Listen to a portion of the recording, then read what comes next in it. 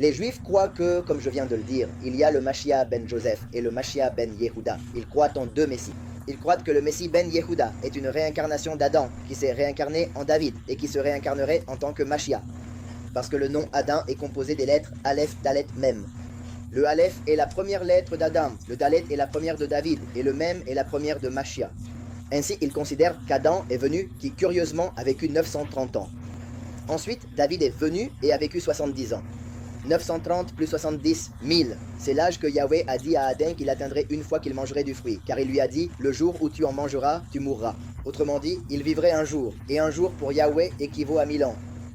Ainsi, il considère qu'Adam et David étaient de la même âme à deux époques, dans deux générations différentes. D'une certaine manière, cela représenterait le dernier Adam, Yahushua HaMashiach, et la branche de David, le témoin comme Moïse, qui à la fin ne font qu'un. Donc cette information issue du judaïsme a un certain sens.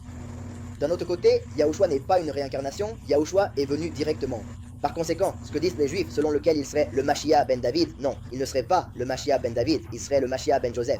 Si c'était le cas, puisque le dernier vient comme le fils prodigue, alors il est possible qu'il ait déjà été là auparavant. Ou au moins une étincelle, ce qui serait une étincelle d'Adam, une étincelle de David. De plus, curieusement, le dernier est appelé Ben Adam. Alors, il serait très puissant, il me semble, selon le plan, que si le péché est entré par Adam, comme nous le savons, Yahushua est venu pour que, de la même manière que le péché est entré par un homme, il puisse aussi sortir par un homme. C'était déjà en soi quelque chose, c'est comme ça.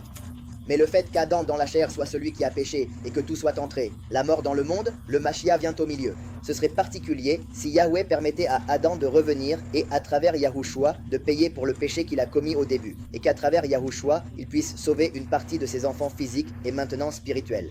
Vous me suivez? Ils étaient des enfants physiques parce que nous venons tous d'Adam, et maintenant, à la fin, il vient prêcher pour que les élus deviennent des enfants spirituels à travers le Mashiach.